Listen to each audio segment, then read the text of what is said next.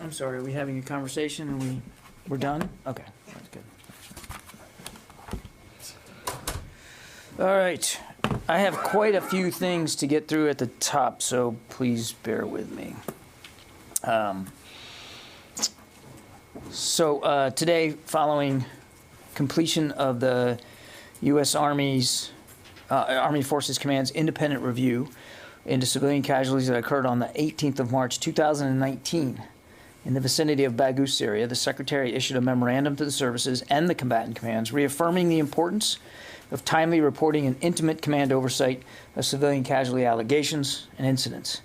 Now, while the Secretary remains confident that leaders across the department continue to share his commitment to protecting innocent civilians in the conduct of our operations, he was, as he communicated to the department, disappointed to learn that several aspects of this particular review missed deadlines, accepted informational deficiencies that prevented making complete assessments, and were left open for many months.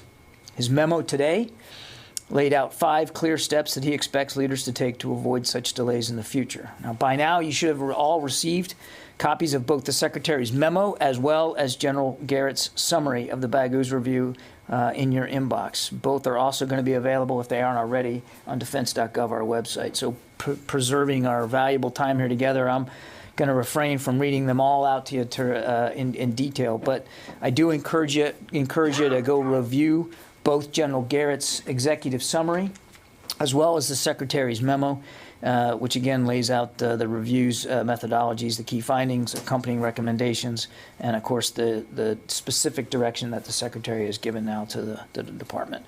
Both of those documents and outcomes will be fully incorporated into the department's broader civilian harm mitigation and response action plan, which was directed by the Secretary back in January. Chris Mayer, the Assistant Secretary for Special Operations and Low Intensity Conflict, is hard at work on getting the work of that civilian harm mitigation and response action plan done and getting his team in place. That work is ongoing. Switching topics to suicide, obviously remains a challenging issue here in the department and, of course, across the country. Back in March, you might remember that the Secretary established the Suicide Prevention and Response Independent Review Committee to conduct a comprehensive review of the department's efforts to address and prevent suicide in the military. Today, we're announcing that the committee will be led by Dr. Gail Iwamasa, a leading expert in mental health from the Department of Veterans Affairs. She will be joined by committee members who are experts in their own respective fields and who collectively represent a public health approach to suicide. They will be supported by consultants who will add critical perspectives in the areas of officer and enlisted leadership, the needs and perspectives of our military families, and the role of chaplains in suicide prevention. With that, the committee members are in Washington this week to begin their work, and in July they will start visits to the installations that were named in the on-site installation evaluation report back in March, which we've talked about. The review of these initial installations will yield recommendations for the department that can be applied across our force.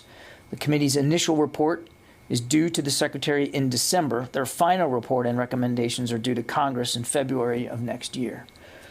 The list of members and special consultants, the committee's charter, and the projected dates for site visits will be posted on defense.gov.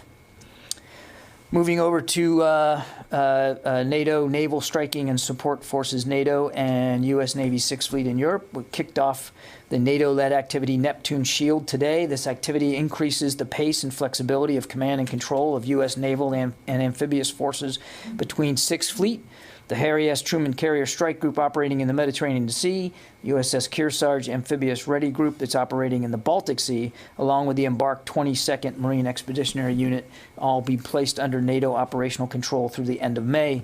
And this activity will serve as a centerpiece for fostering NATO allies' ability to cooperate and integrate effectively. Neptune Shield 22 follows previous activities, Neptune Challenge in October 2021, and Neptune Strike in January to February of earlier this year. Finally, scheduling-wise, the Secretary will be returning this evening from his trip to the UAE.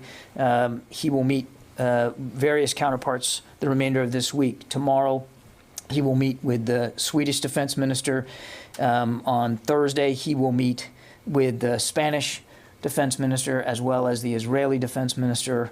And then on Friday, he'll meet with his Colombian counterpart. We'll have, obviously, photo sprays and access at the beginning of these meetings, as well as readouts after the fact. And with that, take questions.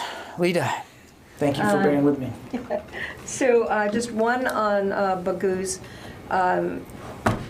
It appears that he found that there were no violations of law of war, et cetera, but were there no findings that anyone either got a letter of reprimand or anything in these multiple failures for filing not on time, et cetera, et cetera? No, the General Garrett did not see the need, because of the process, the compliance deficiencies, he did not find a need to have personal accountability for those. Okay, and then just on Ukraine, Mariupol appears either fallen or on the brink of falling. What is the U.S. assessment of sort of the impact of that at this point? And do you believe that the city is actually now under complete Russian control? I would point you back to what the Ukrainian Ministry of Defense said themselves, which is that the combat mission in Mariupol has ended. I think we certainly would defer to them, the Ukrainians, to define what's going on there. And look, no question that the civilians that were stuck there at the plant, who have finally been able to get out, and the soldiers that continued to resist there, did so bravely and skillfully, and it's quite admirable to think how long they were able to hold out. And President Zelensky referred to them as heroes. I think we would all agree with that. What this means is difficult to know at this particular time, and I want to be careful not to speak to Russian intent here or their planning process. But we have long talked about the significance of Mariupol as a major economic port on the Sea of Azov, and also geographically relevant to the fighting in the east, sort of at the southern end of the of where the Donbass region cuts across the extreme east of Ukraine. And we have long talked about the fact that we believe the Russians were going to try to encircle Ukrainian troops that are in the Donbass region and in the east, and to be able to free up forces to do that from the south meant Mariupol was important to them. So again, I'll let the Ukrainians speak to the mission itself, but it's clear that the Russians still have an intent here to encircle and to occupy the Donbass and the eastern part of the country. I would add, Lita, that they have not succeeded in that.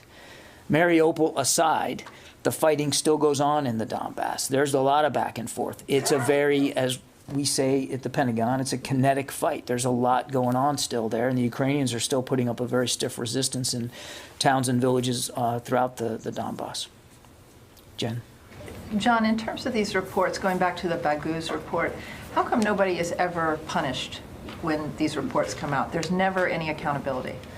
Jen, I think, and you've been covering the Pentagon a long time, you know that we take leadership and accountability very seriously here.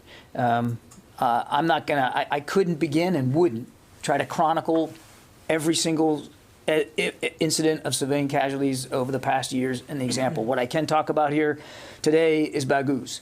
And the reason why the Secretary wanted a 4-star who wasn't connected to the operation in any way to review it was to make sure that we got it right in terms of how this operation was conducted and how it was investigated and dealt with after the fact. And he has complete trust and confidence in the work that General Garrett did. And General Garrett looked at this exhaustively over the course of many months to make sure that he could properly understand what happened. And he did not find, and he's laid it out in that exec sum that you can see for yourself. He did not find that anybody acted outside the law of war, that there was no malicious intent, that the ground force commander given the information he had at the time, made the best decisions he could in the moment against a very aggressive ISIS force. And he also found that after the fact, there were deficiencies in the way this was investigated and processed. So I think while we don't always get everything right, we do try to improve. We do try to be as transparent as we can about what we learn, and we're standing up here taking questions about it. And not that I don't want to. Well, I'll just leave it at that. And just as a follow-up, there's a new DoD IG report on Afghanistan. There are a series of reports about to come out about the withdrawal from Afghanistan. And one of the conclusions is that ISIS-K is on the rise there in recruiting, and that there's an assessment that in the next 12 to 24 months, this is a CENTCOM assessment, that the al-Qaeda will be given greater freedom of movement by the Taliban in Afghanistan. Doesn't this suggest that the withdrawal was a mistake, was a failure, and what are you going to do about it with the rise of al-Qaeda and ISIS-K being documented in your own DoD IG report? We had long said that it was possible that groups like ISIS-K and even al-Qaeda could try to find a renewed foothold in Afghanistan with our departure from Afghanistan. But I don't believe that we would at all agree that our departure from Afghanistan was a mistake. Our troops had fought there for 20 years, had accomplished the mission for which they were sent. There has been no 9/11-like attack on the United States since the attack that emanated from Afghanistan. And in the process, we've certainly made improvements in Afghanistan. We've talked about this so much since the summertime, Jen, but the president made the absolute right decision that it was time for that war to end, time to bring the rest of those troops home, and that staying and therefore violating the Doha Agreement was only going to require putting more troops back in contact with the Taliban and lead to an extension of a war. But this says on page 14, the DIA, Defense Intelligence Agency, assesses that ISIS-K could direct attacks against the U.S. homeland within the next year. That seems to me like a problem. We've noted that groups like ISIS-K could try to reconstitute themselves, and that's why we're working continually on making sure we've got a strong over-the-horizon counterterrorism capabilities, why we're working with partner nations to be able to do that. And it's not like we don't, it's not like, I mean, you just read something right from DIA, from the Defense Intelligence Agency, which ought to tell you exactly my point, which is we are watching this. We are monitoring this. We're not just sitting idly by waiting for another group to be able to develop a capability. And we have over-the-horizon capabilities to deal with that. You don't have anyone on the ground, and so you're going to have more CIVCAS, which is related to the Baghouz report. Why would we have more CIVCAS? Because if you don't have anyone on the ground to actually spot, how are you going to go after? Again, Jen, we've talked about the fact that over-the-horizon counterterrorism is going to be more difficult. It's not impossible, but it is going to be more difficult. And I actually take issue with the presumption that just because we don't have people on the ground, that's going to lead to more civilian casualties. We haven't done a strike in Afghanistan since we left. We haven't felt the need to do that. And it's not about hitting every single terrorist in Afghanistan anytime you want. It's about metering over-the-horizon capabilities for direct threats and attacks to our interests and to our country, and we just haven't seen that materialize yet. But the fact that you read it from DIA tells you, or should tell you, that we are keeping an eye on this. We are watching this, and that's not all that different than what General Milley or Secretary Austin said months ago in congressional testimony. Yeah, Orrin. John, this report focuses on the Baghouz strike, but if you look back at Afghanistan, even with the Secretary's focus on civilian casualties, there appears to be a pattern emerging here of no one being held accountable. What does it take for accountability to be imposed, or for someone to be held accountable for civilian casualties? Because you seem to be saying that, look, as long as there's no malicious intent, the number is irrelevant of civilian casualties. No, well, we've never said that, Orrin. And again, I think we would take issue with that. I mean, we're standing up here talking about civilian casualties. You don't see that coming out of Ukraine. You don't see that coming out of the Russian Ministry of Defense.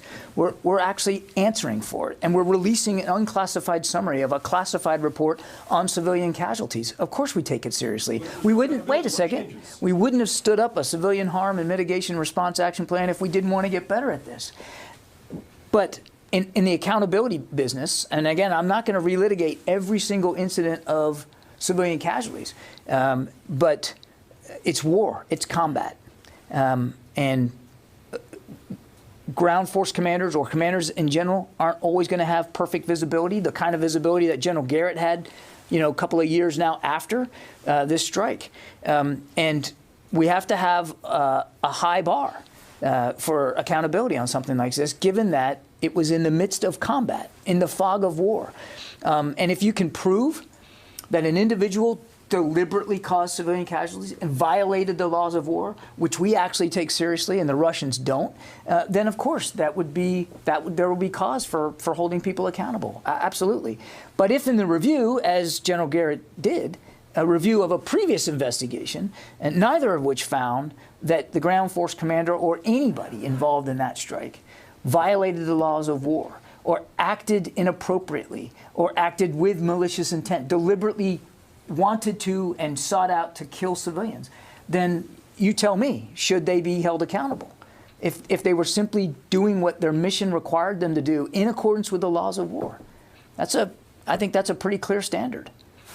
Yeah, Tom. Hi, John. I have two distinct questions. I'd like to ask them separately, if I may, to give you the full opportunity to address them in a robust manner. My first question is a follow-up to Jen and him. You're talking about, a review of what happened and no violations of the law of war. I want to focus on what you said about Secretary Austin being upset, and I'm paraphrasing slightly, upset at the lack of timeliness and some of the reporting that went on by the individuals involved in the Syria strike. He said he was disappointed. Disappointed. Okay, thank you.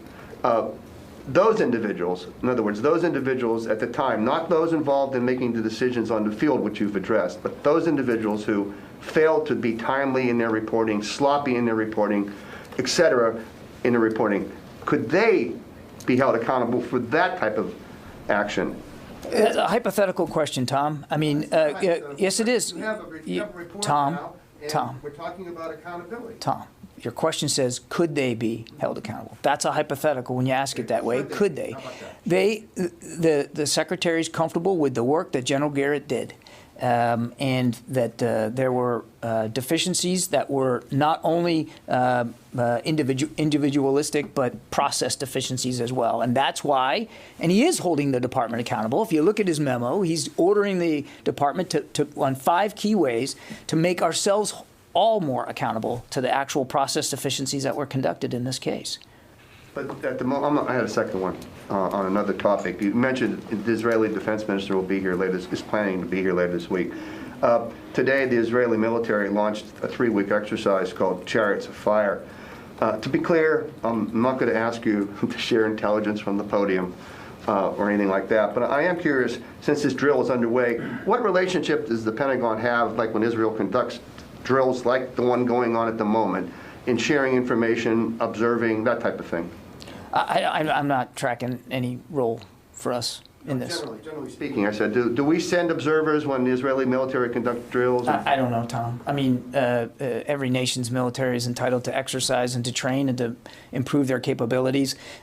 We have exercised and trained with Israeli defense forces. We have a strong partnership with them, a strong military-to-military relationship. I do not know what role, if any, we have as observers or involved at all in this exercise. The Israelis just put out that the U.S. Air Force would be involved. I don't have that. Okay, that you got something I don't have then. Well, I mean, I don't know that. That's just what the I don't know. alert. I'll take the question and get back to you. You got me on that one. I wasn't prepared for that one. Okay, so. On Baghuz strike, John, you made several times when we talk about this strike, you compared U.S. treatment to the civilian casualty claims to the Russian treatment to these types of operations. In Mariupol, we have seen Russians striking a building where kids and civilians were, and we have been reporting about this. That could be a war crime. But in this case, we have seen that the women, children are being killed. Yes, you are coming up speaking to these issues in a transparent way, but that doesn't change the fact that the United States military have killed dozens of kids and women. Why are you making a comparison with the Russians and just trying to justify the United States? Not trying to justify anything. Not at all. The difference is we're admitting that, yes, we killed some innocent civilians, women and children, in 2019 in Baghouz, Syria. It's all out there for you to see. We're admitting that we made those mistakes, that we killed, that our operations ended up in the killing of innocent people. And we do it, and when we, in other instances, have been able to prove that, we've been able to say that. But I do think it's important to note the difference here, and I make no apologies for this. Here I am up here, standing here, reading out the results of a review of an investigation of an incident that happened, what, 3 years ago in Syria, with as much detail as we can, and with as much openness and transparency as we can.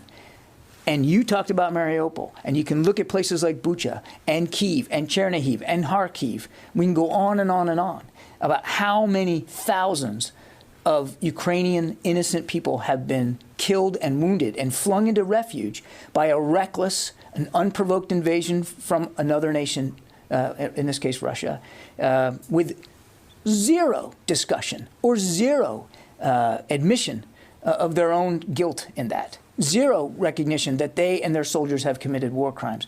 Now again, I'm not trying to deflect this. We're up here talking about it, and I'll stand up here all day and we can talk about Baghouz as long as you want. And the documents are going to be in your inbox if they aren't already. You can look at it yourself. We'll stand up and talk about Baghouz all you want, and I'm happy to admit that we have got work to do. And that's why the Secretary, again, publicly stood up a whole team just to get better at civilian harm mitigation. But I don't think it's inappropriate for us in this day and moment, at this particular time, to not consider what's going on in Ukraine by the Russians at their hand. I do think that that's a fair thing to put into some context here. That's the difference between a responsible modern military and an irresponsible modern military. Yeah, but as long as there is no accountability, what is the meaning of speaking all day or publishing all these pages by pages of reports? We are holding ourselves accountable. We're letting you see everything. Now, did anybody get fired because of Baghouz? No. But it's not because we're trying to protect careers. General Garrett had a completely independent look at this strike, Kasim. I can't change the facts. I didn't do the review. He did. And the Secretary chose a 4-star who was completely separate from this to go look at this. And he came back and said that there were no violations of law of war. There was no need to hold somebody personally accountable for what happened that day. I mean, again, I think it's important to remember the ground force commander had certain information available to him. Information, and that Garrett had information in hindsight that he didn't have. But given the information that he had at the time, he made the best decisions he could in the fog of war, in the midst of combat, against a very determined enemy in a concentrated part of territory in Syria, who were fighting very, very aggressively against our SDF counterparts. You make the best decisions you can in war. Do you get it right every time? No. And that's regrettable for all of us. We actually do feel bad about this. But I don't think it's at all a statement that we're not holding ourselves accountable. We are.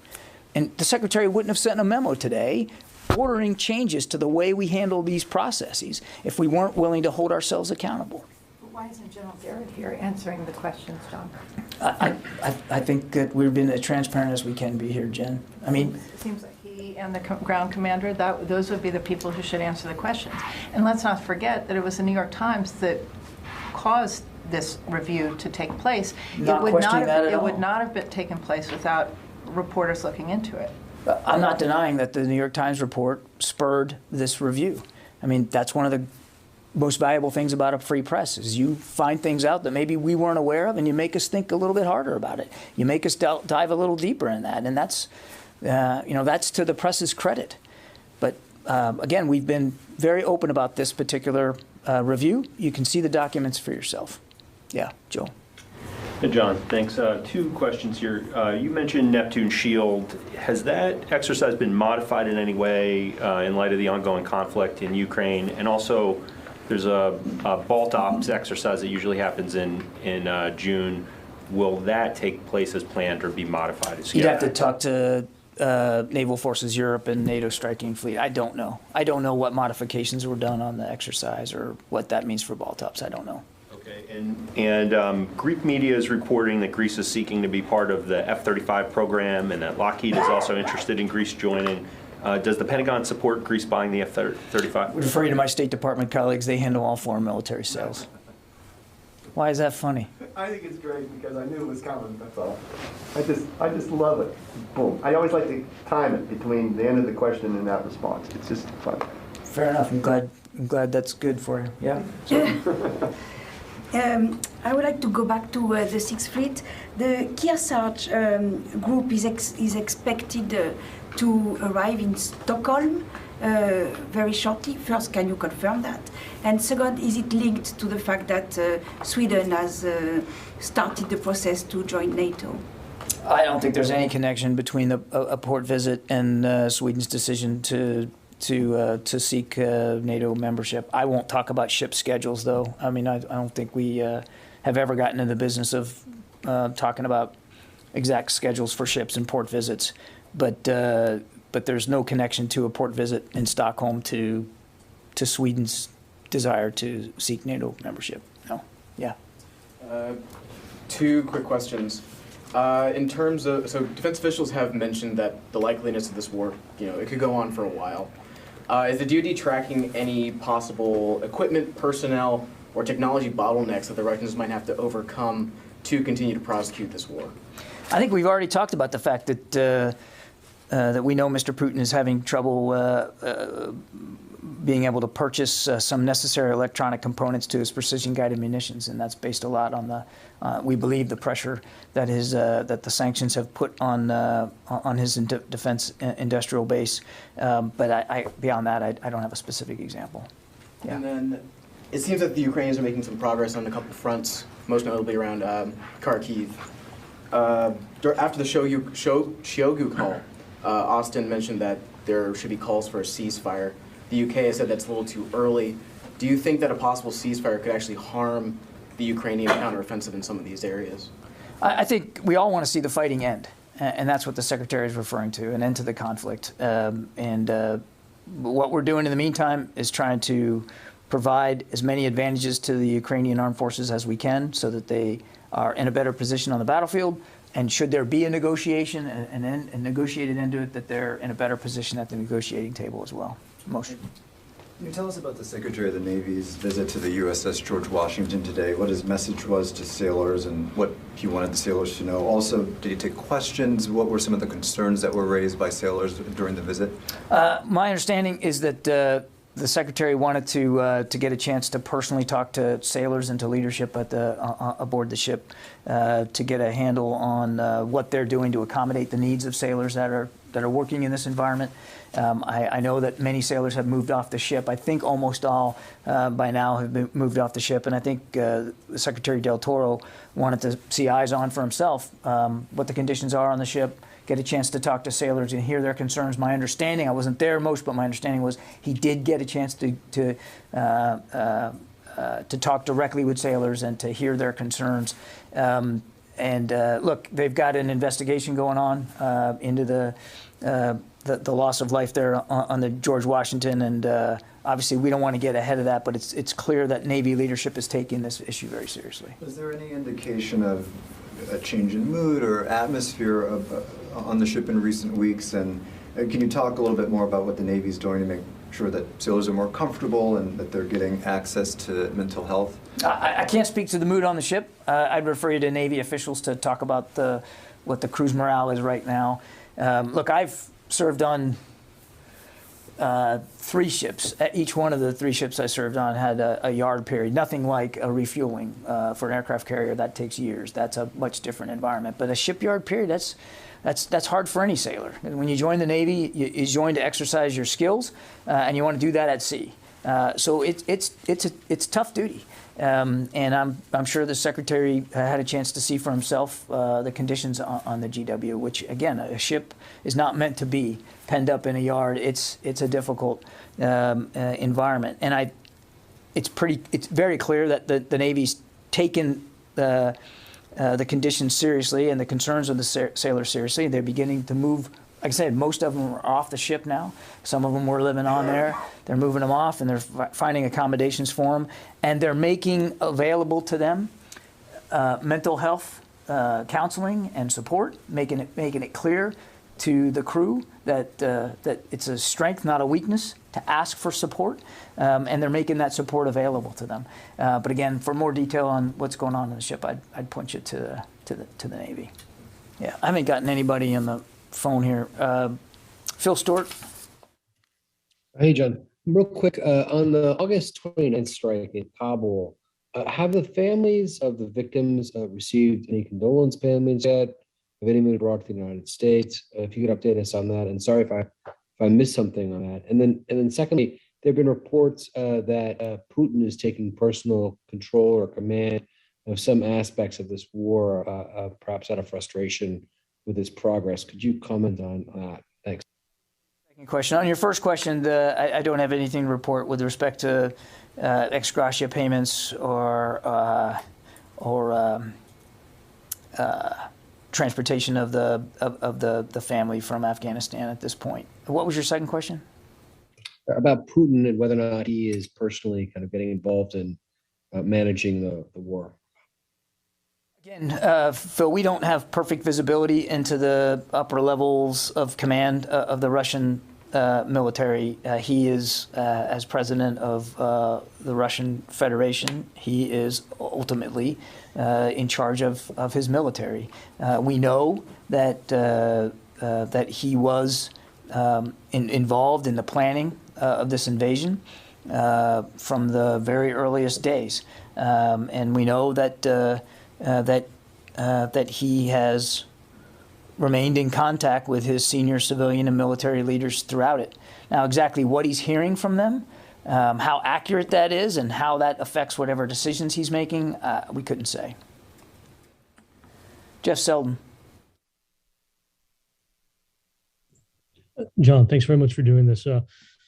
Question regarding the Inspector General report on Afghanistan, which warned that the Taliban might start to loosen restrictions on al-Qaeda. How worried is the Pentagon that the Taliban are preparing to go back on their word from the Doha Agreement? And the report also talked about the Taliban making what it called incremental gains with repairing and deploying some of the aircraft that the Taliban captured. How big of a concern is that to regional stability moving forward?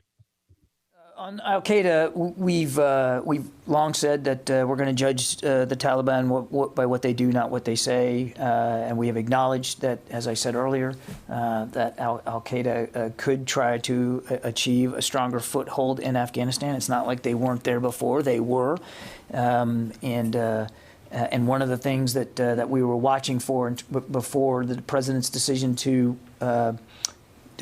order the removal of troops from Afghanistan was, in fact, the degree to which the Taliban were abiding by their Doha commitments to not provide safe haven to al-Qaeda, and we weren't able to ascertain 100% that they were willing and able to do that. So we're watching this as closely as we can. Is it of concern? Of course it's of concern. Nobody wants to see al-Qaeda regain any kind of tangible footprint in Afghanistan or any ability to plan or attack outside the region again. That's why we're monitoring it. That's why we're closely watching it. That's why we're continuing to work on an over-the-horizon counterterrorism capability. On the aircraft thing, I haven't seen that part of the report, so I'm just going to take your question and we'll see if we can get you a better answer. But I'll leave it at that. Mike Brest, Washington. Hi, thank you. CENTCOM told the New York Times at the time they came out with their piece on the Syrian strike that there were 16 confirmed fighters among the 80 that died. Only 4 were civilians.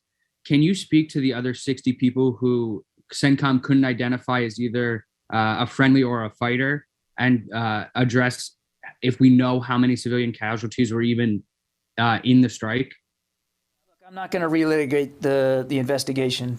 General Garrett did a review of the investigation. What I can tell you was that there was a total of 73 casualties. 52 enemies were killed in action. Of those 52, 51 were adult males, 1 was a child. 2 enemies were wounded in action, both were males. 4 civilians were killed, 1 female and 3 children, and 15 civilians were wounded, 11 women and 4 children. That was the result of General Garrett's review of the CENTCOM investigation. Karen from Washington Post. That was actually my exact question about the if we knew the actual numbers of fatalities and casualties. And it's I have a lot of numbers there, so we're good. Shogul. Thank you. During today's UAP hearing, a congressman asked whether the Defense Department has the capability to monitor for UAPs underwater. The congressman was told this was a matter for a closed session. So I was hoping to reframe his question. Is DOD looking for UAPs underwater? I'm not going to even attempt that one, Jeff. If it's a matter for a closed session with Congress, I think you can understand why we wouldn't be talking about that from the podium. Okay, Gordon. I was asking a question back on accountability. I think what fuels a lot of the questions is this idea that even when the Pentagon chooses an independent 4-star, separate from the operation and all that, the person is still cut from the same cloth, culture, and the rest of it. Has the Secretary given any thought to like further distancing some of these reviews, which are critical to your own scrutiny of these operations, away from, as best or more so, from the culture and the operations that look, I think it's got to be a balance, but somebody also has to be informed and educated and experienced in military operations as well. So look, he stood up a civilian harm mitigation and response action plan. Secretary Mayer is putting that team together. I suspect that they're going to look at a whole range of things that we can do better to both prevent civilian harm and then to properly investigate ourselves afterward. So I don't want to get ahead of that work. They might very well find that that as we review investigations, maybe that could be done differently. I don't know. But the Secretary had ultimate trust and confidence, complete trust and confidence in General Garrett's ability to do this, given his own lengthy experience in the military and his distance from this. He wasn't involved in this and was able to be objective about it. Look, I understand the questions about accountability. I get it. We take each one as it comes, and each one, if it's not properly investigated, you've seen us be willing to go back in and reinvestigate it. And that includes the 29 August airstrike in Kabul. In war, not every decision goes exactly as you predict it will. Not every action you take has all the effects that you want it to have. And as hard as we work, and I'll say it again, no other military in the world works harder than the United States military to prevent to not cause civilian harm. It's impossible to get to zero in every case during every conflict. It's just impossible. The difference is that we do hold ourselves accountable. I know you don't think we do because nobody got fired, but the department holds itself accountable because we're actually investigating these things. And even when we don't think the investigation maybe it needs to be looked at again, we look at it again. And then we make those results public. We talk about it. We answer questions about it. That's holding ourselves to account. I get it. I understand it. You know, there are some who would like to see, jobs lost, positions fired, and we're not afraid to do that in many cases throughout the department. But it's war, and the decisions we make, we want to look and see if those decisions were the right ones in the moment, with the information that they had available to them, with the actual, tangible, lethal threat in their face. And in this case, and I'm not going to relitigate every case, but in this case, General Garrett found that the ground force commander made the best decisions that he could, given the information he had at the time, given a very lethal, very aggressive ISIS threat in a very confined space. And it is deeply regrettable. We deeply regret We apologize for the loss of innocent life that was taken in this particular strike. It matters to us. It matters so much to us that the Secretary of Defense wanted a review of this investigation done, and the Secretary of Defense personally has now issued guidance to the department to get better at the deficiencies that General Garrett found. And we're going to keep working at this, Gordon. We're not always going to get it right, but we're always going to try to get it right, and we're going to try to talk about what we're doing to get it right. And I think that's remarkable. Okay, thank you.